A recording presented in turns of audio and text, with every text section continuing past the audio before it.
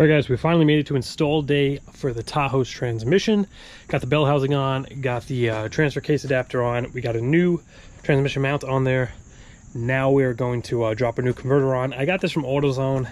It's like 150 bucks. I couldn't find anywhere that made an aftermarket converter. Replacement OEM was almost 500 bucks, and it was between this or putting the factory 220,000 mile converter on. I was going to do that just because there wasn't really a lot of damage inside the transmission. The only reason I didn't was because of the mileage. I'd rather put a remand or a newer unit in there than doing all this work having a new transmission and then putting the 220K converter back in. But I got this from AutoZone. It looks pretty sketchy. This is how the box came.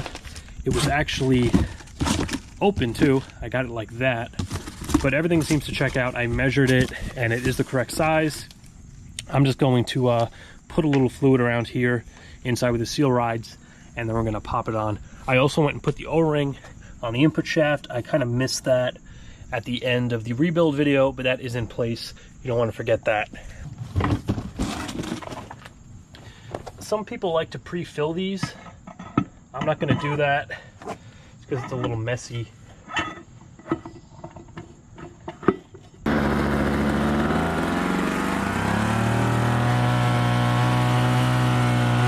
All right, so torque converter is in, transmission is ready to go, but now it's time to get to work on the few seals and random shit I got to do under here. So I'm just going to pull the flex plate. We're going to do the rear main.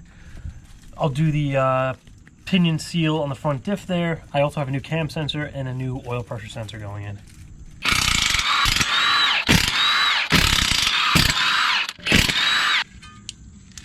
All right, flex plate's off, and look at this. These motor mounts look kind of shot. I mean, the rubber is just completely squashed. They could definitely use a replacement. Not doing that now, but I'll add it to the list.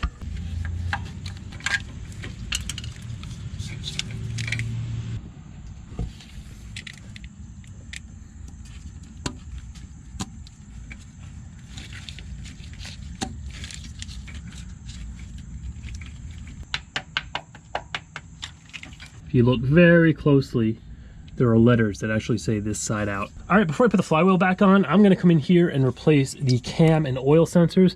You can see how it's kind of all wet up here. I think the majority of this leak that's kind of coming down is either coming from the O-ring on the cam sensor or the actual oil pressure sender itself. So I picked up replacements. I was just gonna put an O-ring on the cam sensor, but I figured I'm pulling it out. It's probably got 220,000 miles on it. Might as well change it while it's out, and I just got a replacement oil pressure sender as well.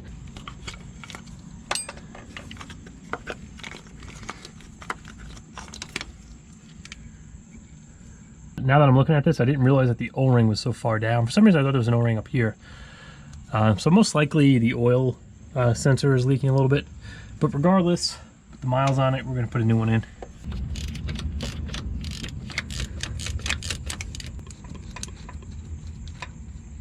I mean, it can actually not be either of these, and it could possibly be the back of the valley cover leaking, but I don't think it's really a common place to oil to leak from on these. If anybody has seen that, please leave a comment. But I mean, there's a lot of oil caked up around this sensor, so if I had a bet, I'd put my money on that. Part number for our new one, I have the correct socket. It's a 1 1/16, part number 25254. It's like an AutoZone socket, and it's specifically for these sensors.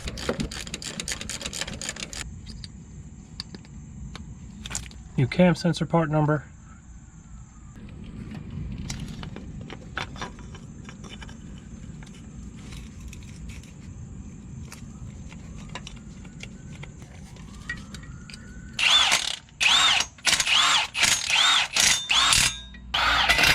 Alright, so in an effort to get this back on correctly and have the same amount of preload, I'm not familiar with these front diffs. I don't know if they use like a crush sleeve or it's just like a spacer or what's going on in there, but I want to make sure that when I put this on, I'm not going to over tighten it and change the preload or put it on too loose.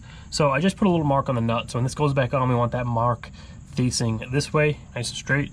And then I also mark the socket. So what I'm going to do now is take this off and slowly, I'm just going to count the rotations it takes to get the bolt off, and then I'm going to put it back the same way when it comes to putting it on.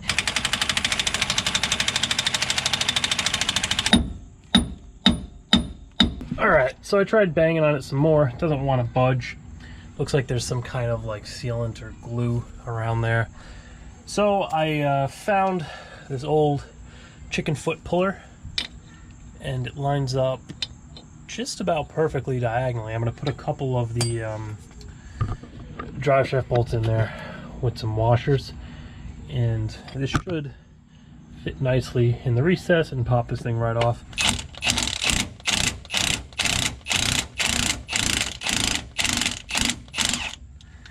Yep, definitely pays to have the right tools sometimes. Those look alike, minus the massive amount of damage. And I got this off Amazon as well, so anything I got off Amazon I'm going to link in the description. Alright, our new seal is installed. Back on with the yoke.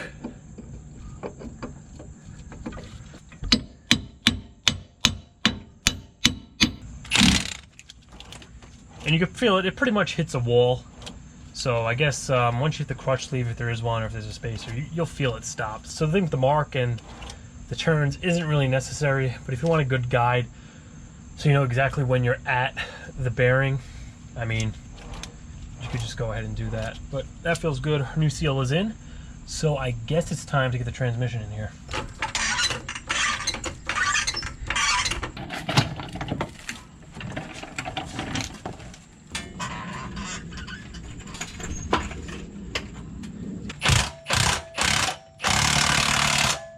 Before I forget, I just got to put a little piece of hose on top of the vent there. Cut that down later.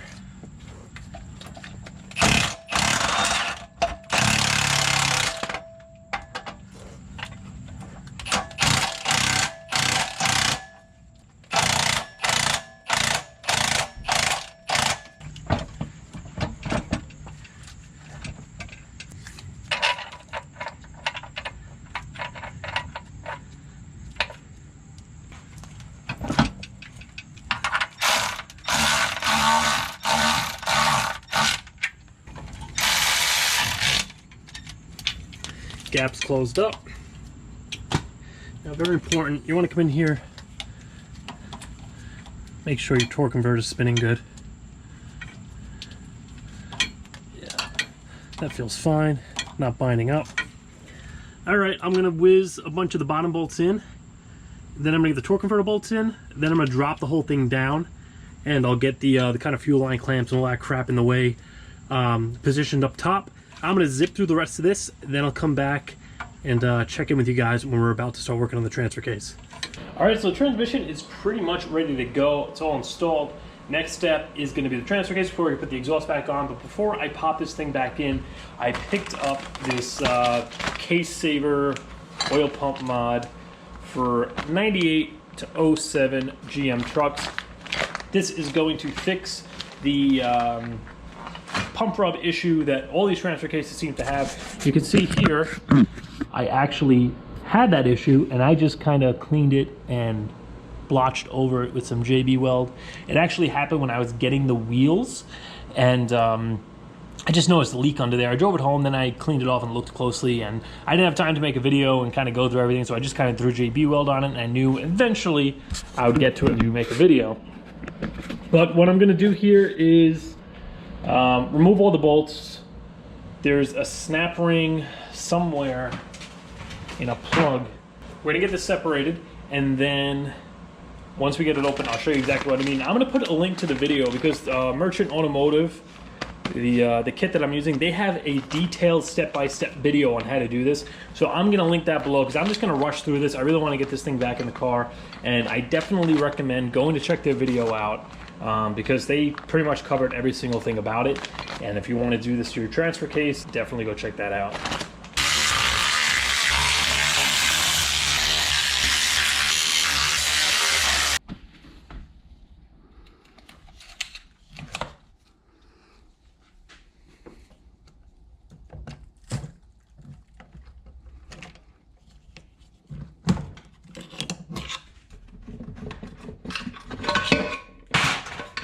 We're in. And honestly, that was super freaking easy. You can see right where we rubbed through. That's where the oil pump rides. That perfectly machined notch shouldn't be there. So that's what we're here to fix. And to take care of this, we're gonna pull the oil pump off. So there's a snap ring here. Slide right off. Oh yeah. Now the kit that I got from Merchant Automotive actually replaces half of the case. Not the case, the oil pump. So you see how these are nice and square. I rubbed through one. You can see it's ground down, and this is kind of has this sharp edge on it. Cause look how thin that is. And we're gonna swap that piece out just by taking out these 6 bolts. This, which you can see, is a hell of a lot thicker, and that's not going to rub through anymore. Now, usually you'll replace the case when you do this. That thing is like, I think it's like 250 bucks. I JB welded it months ago, and I've been driving it around with the pump still rubbing through it, and it's been absolutely fine. So once I get this on here, I'm just gonna leave it the way it is.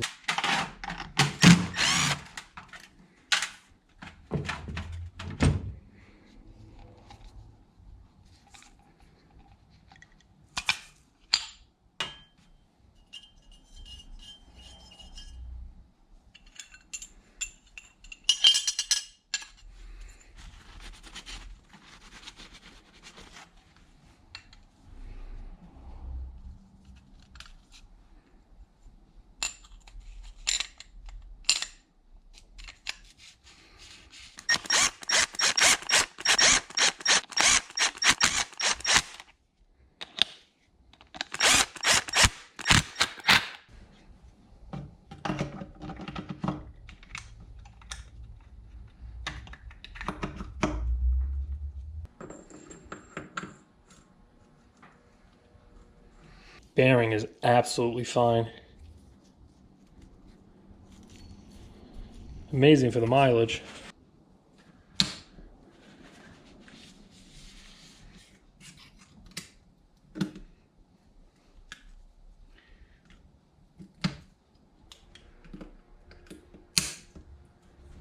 Let's see what this magnet looks like. Damn, not bad at all. There's some silicone on it. Look at that. I mean, for the amount of miles. And granted, I don't know if this was ever replaced, rebuilt, gone through, anything. But shit, looking at the magnet, we are ready to go back together.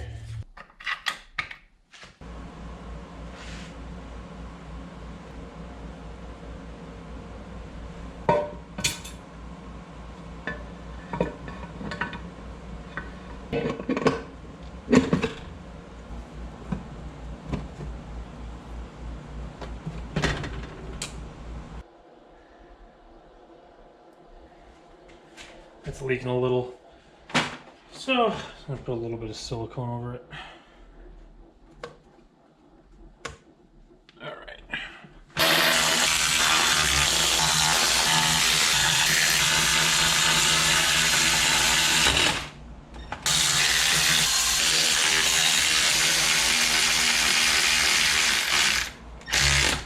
All right, so I just ran compressed air through this, and I got a lot of old fluid out of the cooler and lines.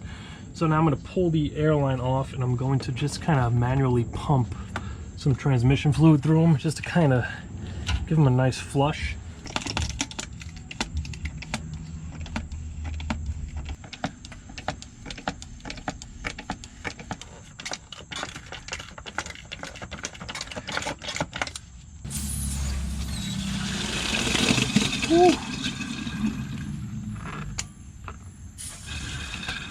thing's getting filled quick. Now to get the hoses off and get them on the transmission without getting covered in fluid. All right, so it's another few days later, and today's the day we get this thing running. So I got everything back together. Transmission's in, exhaust is on, transfer case is in. I have the front drive shaft in. The only thing I didn't do is put in the rear drive shaft, just because I want to change the pinion seal on the diff. And while I'm at it, I figure I'm going to change the fluid in the diff. We're already going to have new fluid in the transfer case, new fluid in the transmission, and I'm also going to change the fluid in the front diff. But my impact gun is currently kind of dead, so while that's charging up, let's go ahead, fill up the transmission, fill up the transfer case, and hopefully then we'll have enough battery where we can get cracked into the diff. So I have just about 14 quarts of fluid here. Each of these are 4, so I have 12, and then I have like 2 left in there. I'm gonna just pour one of these full jugs directly into the transmission, and I didn't pre-fill the torque converter just because kind of lazy, and I didn't think I was gonna get a lot of fluid in there anyway. So I looked up on Google quick, and someone suggested just dumping 4 quarts in, starting it up for like 3-4 seconds, shutting it down, dumping another 4, just so it kind of pumps it through the converter. Because you don't want to start it up completely dry, and you don't want to just dump 12 quarts in it. It's just going to blow out the vent when you go to start it. So I'm just going to leave this in here, and we'll do the front diff, the transfer case. Now for the transfer case, I did go and pick up the correct stuff. Once again, thanks to Amazon. I'm going to link it down below. I got the AutoTrack 2 fluid. Looking online quick, I think it takes around 2, or some people are saying 1.5 to 2.5 quarts, depending on the year or whatever. I just got 3 quarts, so I know I'm going to be fine. So for the diffs, you're going to want 7590 synthetic. So I got some Mobile One 7590. I picked up 3 of those. I think it takes just under 3 bottles. For the front, it's going to take the 8090. Depending on what kind of truck it is, it looks like the all-wheel drive. So if you don't have the selector switch on the left where you can actually turn off and put it into 2-wheel drive, you're going to want 7590 in the front. If you have the 4-wheel drive like I do, and you kind of select from 4 to 2, and it's not just always on all-wheel, you're going to want the 8090, and that I think takes just under 2 bottles.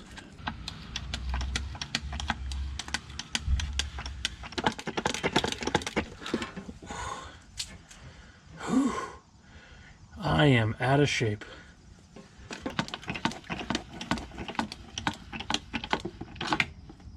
Woo! Got Smurf blood spilling out. All right, we're there.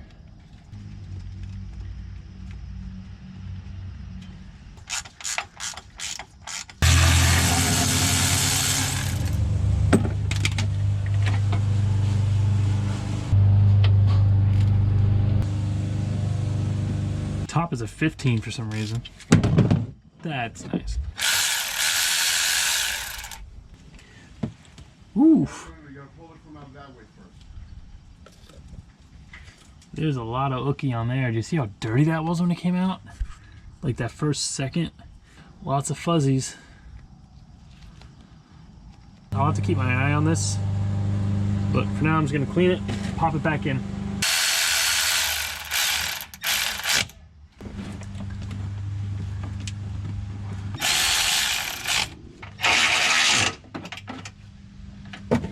Now you can kind of see what's going on here. The fluid is coming out of the seal and it's kind of being flung up there. And first thing you want to do before taking this off, just kind of see if you can wiggle this up and down or side to side. That's going to be normal because that's backlash, but if this is like clunking like that, then the bearing's worn out or you have other issues, and changing the seal isn't going to fix that because it's just going to move and leak again. But this feels fine. And I haven't decided if I want to pull the rear cover or not. I know I got to pull the spare tire down, Because technically I kind of just, yeah, I guess even to drain it, I'm gonna have to pull it. I don't have a pump that I can kind of stick in there. All right, I'm gonna get this cleaned up. And I picked up 2 seals because AutoZone had 2 different part numbers. I wanted to know if it was like an 8.6 or an 8.5 inch. No idea. There were 2 different seal numbers, so I just got both of them. And I'm gonna return the one that doesn't fit.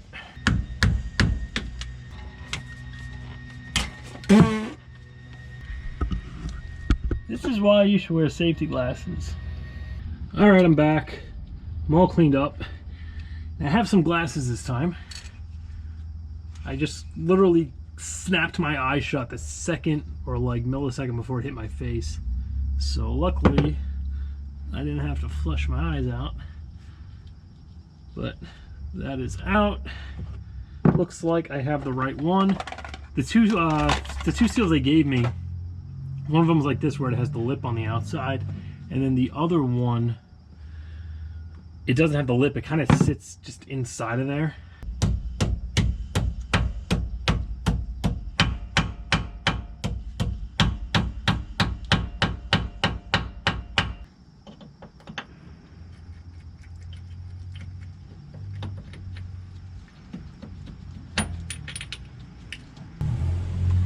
Here's the part number on that seal, in case this is the style that you're going to need.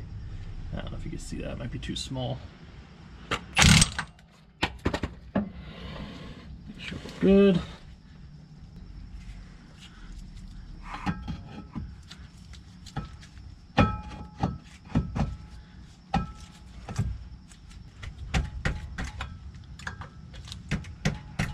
So we have 4 quarts in our transmission so far. Transfer case is filled.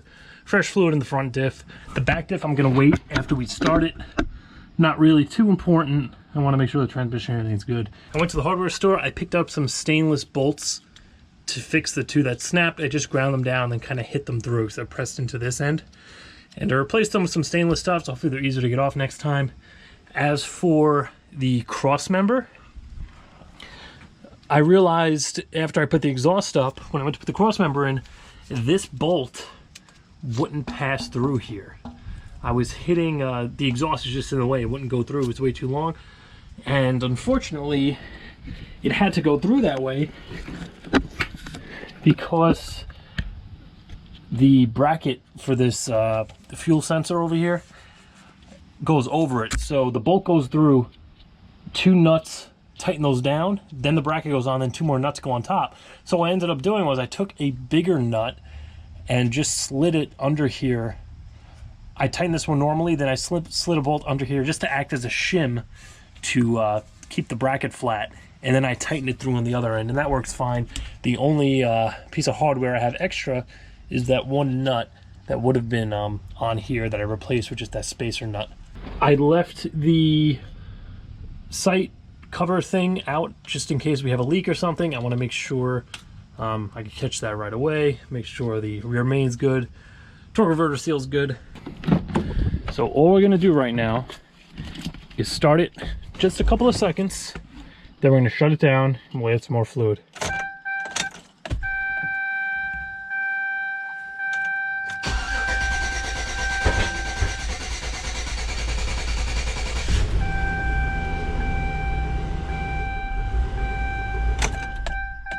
Good news, I didn't hear any weird noises. So we'll throw another 4 in. Same thing, start it up, let it run a little bit, shut it down.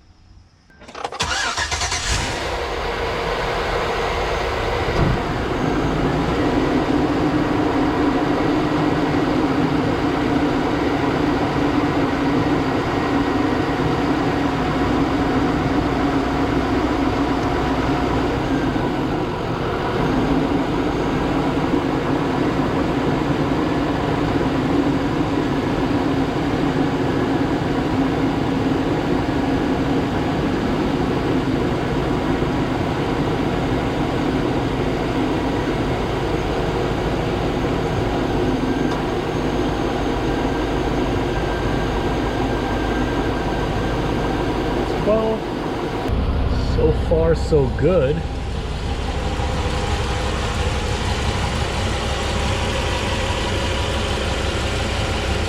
I think I'm just gonna let it sit, let it get up to full operating temperature.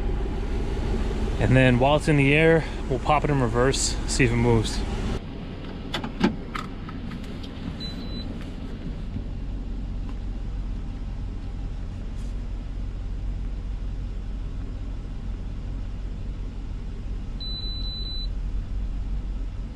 Camshaft sensor circuit low input. All right. Well, I changed the sensor. When I first started it, it kind of acted weird and it took a second to start. Maybe that's just because I changed it. So I'm just going to erase it.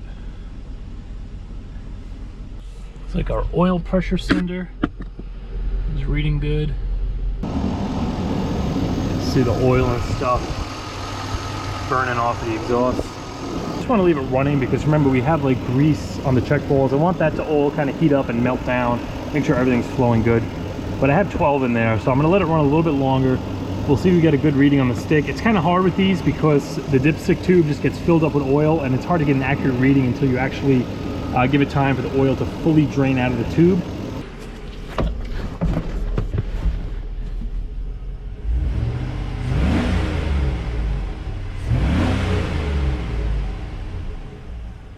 No weird noises. I'm noticing the oil gauge is a lot more responsive now. It was kind of lazy before. Foot on the brake.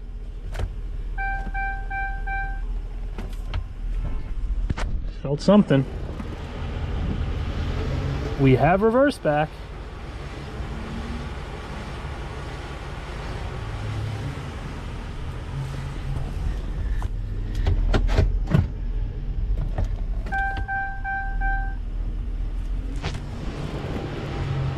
All right, so we fixed something. As long as we didn't lose all our forward gears, I'd say that's a win. Heard it engage drive. We have forward. But let's see if it'll shift. So we're in first now. Second. Third.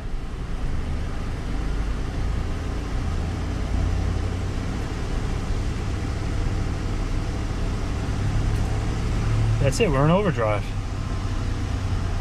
Coming down.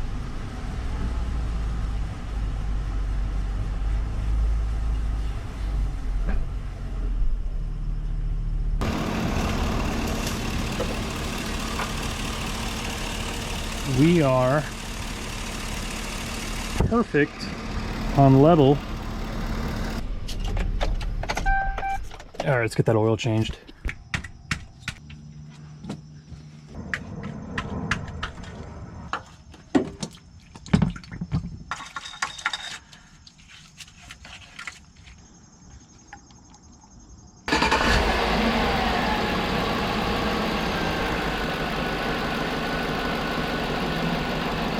I really want to drive it, but I guess we'll change the diff fluid. Ah, it fits. That's good to know. I never actually pulled the spare tire down on this thing yet. It looks like it's never been used. All right, so I haven't pulled down one of these tires in a long time, but I'm relatively sure the hooked end has to go into here. And this thing is just hitting a wall. There's not even like any kind of a notch in there. And I went in with the flashlight. I tried both ends too, just for the hell of it. But I looked down there with the flashlight, and where this like hooks in, it's literally just flat. It looks like there's just like a piece of flat steel down there, and the thing can't even engage anything. So I can't get the spare down. I can't really comfortably, at least, get the cover off. I don't have my siphon pump here, so I'm gonna look into the spare tire thing. If anybody has any ideas or tips, or if something breaks in there or whatever, please leave a comment and let me know. Otherwise, when I'm back at the garage, I'm gonna take my siphon pump and I'm just gonna siphon it out of the diff and replace it that way. But with that being said, let's get this thing on the ground and go for a test drive.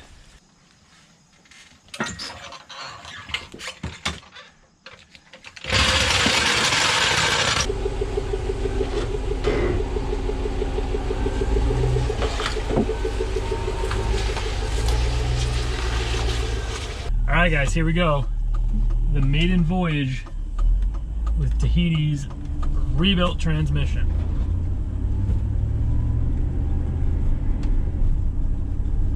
All right, we got 1 to 2. Now I'm at a red light.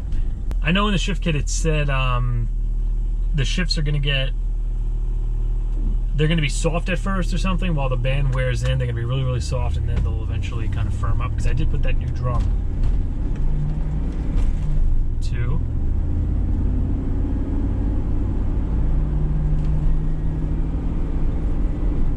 3. Feels absolutely like factory, like.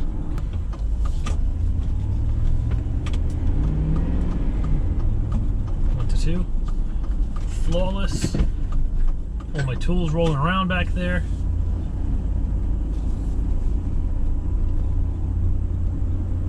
And aside from the shifts kind of firming up later, it's probably going to shift weird. Honestly, it feels fine though, but usually it shifts weird when you completely, you know, kill the computer for all that time, take the valve body out, because it's kind of got to like relearn the shifts. But honestly, it feels fine to me.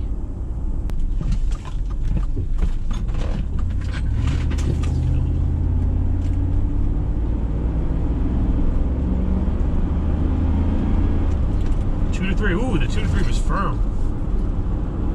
Not like harsh, but you could kind of just feel it with a little more throttle.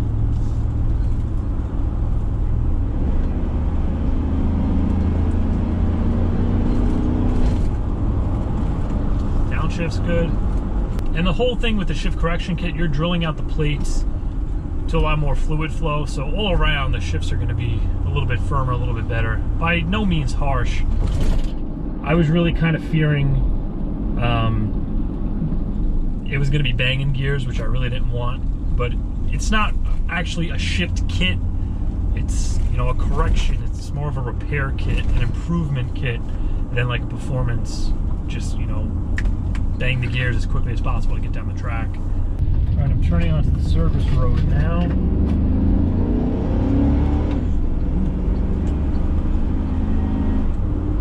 Oh yeah, it's definitely firmer. Downshift.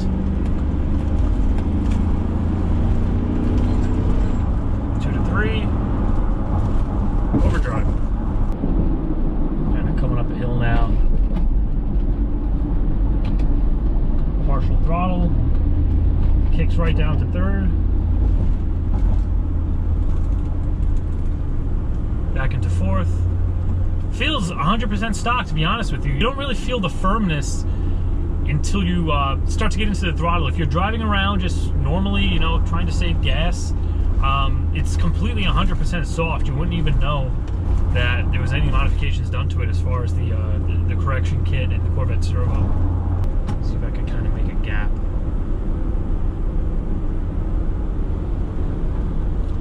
50, 45. Downshift. Coming up.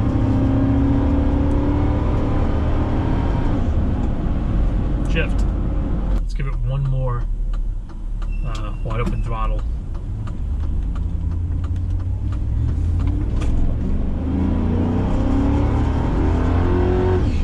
Oof. Firm.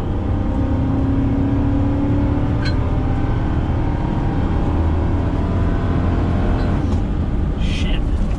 This thing's faster than you friggin' think. I'm waiting for it to get to 2nd gear, but I'm all out. Not 2nd gear, to 3rd gear. I'm just coming up. I'm looking, we're already at 80 and I'm only on the freaking on-ramp. But it shifted right before I got out of it. Yeah, definitely pretty firm and wide open throttle. I can actually hear the belt chirping. I still haven't gotten around to change that belt. But other than that, and the check engine light for the cam sensor, we're good to go. I completely forgot, but we should probably see if the 4x4 works. So we're in 2 high now. 4 high.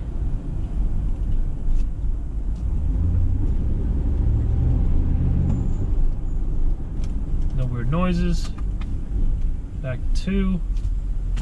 All right, guess we're good to go. Reverse still works. And also with the shift correction kit, on the manual valve that actually moves and changes the gear. For that last step, at the end of that valve, you grind a chamfer in it, which I did. They said that's going to allow reverse to engage quicker, and I am noticing. Let's drive in. As soon as I put the lever to reverse, it goes in. So the whole reason that this happened in the first place, where I was quick, I threw it into reverse and then gave it gas, which you're really not supposed to do anyway, but I did it accidentally. There should be much less of a chance for that happening again now that I did that little mod. First time I'm actually using the sunroof in this thing, I think. Let's just see, make sure we have no transmission codes. That stupid cam sensor keeps coming back. But it's running absolutely fine, so I'm just going to erase it again. And hopefully it doesn't give me a hard start, but I have to put the other one back in. Yeah, 342. Only code we have. Oh man, it's so much nicer after it's off the ramps. You have to reach all the way up. It feels like it's a car now.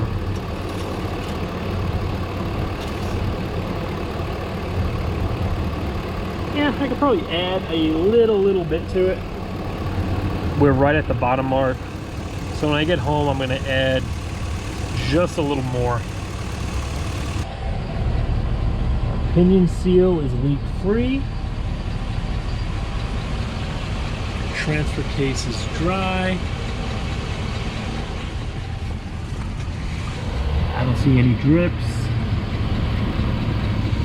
Seal on the front diff looks good.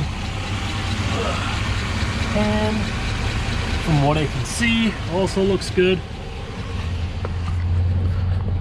So I think I'm calling this job done. All right, guys, finally, Tahiti's back together. Transmission's working great. We got the transfer case pump mod done. Did a little upgrades while we were in there. Corvette servo, did the shift correction kit. Changed a few seals, got the oil change done, diff fluid changed. I still have to tackle that rear diff. Figure out how to get the spare tire down. But everything else is done. I'm calling this job a success. I'm glad I was able to bring you along from the moment I actually broke the thing up until pulling it out, rebuilding it, taking care of everything, finally getting it back in and going on the test drive. All right, I'm almost out of battery here, so I have to make it quick. We're gonna do a few more things. Before the winter, I wanna do a nice polish on the whole thing. Maybe give it a coat of wax. And I'm also gonna have new tires coming in soon. I'm definitely going with a more narrow tire. I don't wanna keep the 305 that's on here. The ride's a little harsh. I'm probably going to go to a 275 or a 285. I know people recommended the 285, but I might just go for the 75 because the original one's like a 65. It's a little bit bigger and it should ride relatively stock. Next video, we're going to be tackling one more transmission. It's all going to be done in one video, opening it up and finishing it. Then after that, we're going to do some more stuff as far as drag racing goes, because this is kind of the season to do that. And then as winter approaches, we're going to be working on this a little bit more. And of course, we have a lot coming on the Trans Am. I also picked up another car. So yeah, I'm kind of working on getting the parts I need for that together and trying to figure out when I'm actually going to start that, because I do want to get the interior done on the Trans Am. So there's a lot of stuff I'm juggling at the moment, but don't worry, for you guys, there's going to be a lot of content coming, especially since I have that garage. Once winter comes around, we don't have to worry about kind of like a big gap of videos when it gets cold out, because I actually have a place to do the work now. So for now, that's gonna do it for this video, guys. Remember, I'm gonna link all the stuff I use down below. So a complete grand list of everything, the rebuild kit, all the little transmission odds and ends, the fluids, all that stuff, it's gonna be down there. But as always, I hope you guys enjoyed this video, and if you did, please be sure to like, comment, share, subscribe, and I will see you in the next one.